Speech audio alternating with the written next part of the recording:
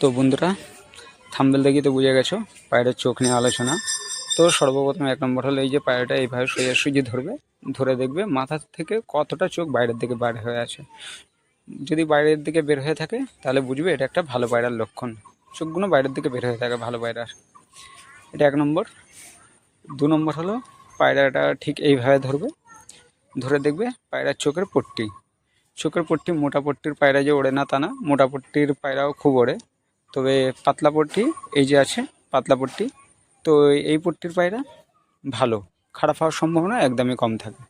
তো এটা হলো 2 নম্বর পয়েন্ট। 2 নম্বর এই পট্টি দেখে নেবে।